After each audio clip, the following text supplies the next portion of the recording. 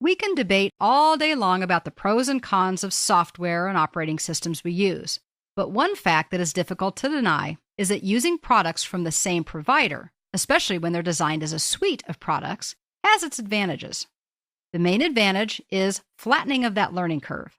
Since suites of products typically reuse or share interface components, shortcuts, and functionality, if we learn how to do things in one application, we'll most likely know how to do it in the other applications as well, and we don't have to learn it all over again. This is absolutely true of Microsoft Office and crosses over into SharePoint, which is tightly integrated with Word, Excel, PowerPoint, and Outlook, as well as other technologies including Active Directory, Exchange, and even Microsoft Windows itself, including the recycle bin. This should make us as users feel a little more at ease. In the older days of SharePoint, if you deleted an item, it was just gone. If it was the wrong item or if you accidentally deleted it, too bad, so sad. There was no undo button and no recovery unless you happen to know the server administrator really well and you could sweet talk them into recovering it from a backup for you. That was probably not going to happen because it was not easy to do. Fortunately, the more recent versions of SharePoint include a recycle bin, and it's almost exactly like the Windows recycle bin, so there's not a whole lot that you need to learn about it. When items are deleted from a list or a library, they go to the site recycle bin. Let's go ahead and see how this will work. Of course, the first thing we need to do is to select an item. We're currently looking at the task list, but remember, this works the same way in any list. You can move over the item you want to select and click on the check mark. You could, of course, select more than one item at a time if you chose to do so. From here, if you were working with one item, you could simply move over to the Open menu, display it, and choose Delete the item. If you had more than one item, or if you prefer to just use the ribbon, you would need to go up to the Items tab. Here there's an option to delete the item. Remember, if you do not have permissions to delete items from the current list, you either will not see this option, like in the Open menu, or it will be disabled in the ribbon. Since we do have permissions to delete, we'll go ahead and click or tap Delete Item. You see a message that's familiar from everything else that you do on your computer. Are you sure you want to send the item to the recycle bin?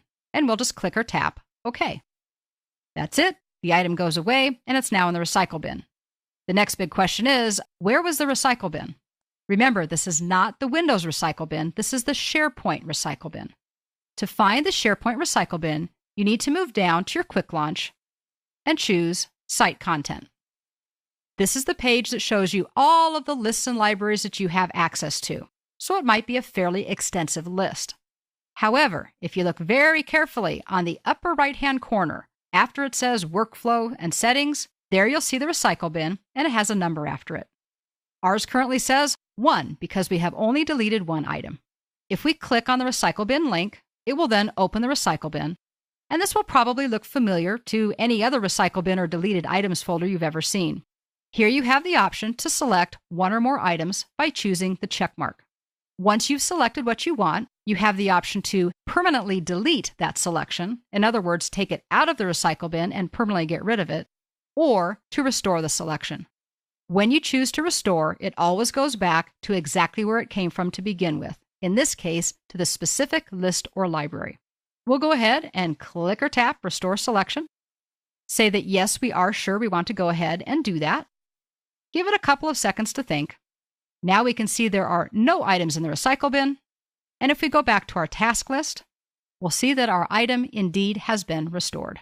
Now, at some point in the future, when you accidentally delete something, or when you delete something that you intended to but it was the wrong thing, before you start to panic and run through scenarios in your head that you think your supervisor might find plausible about why that accidentally disappeared and you don't know how, don't forget that you have a recycle bin.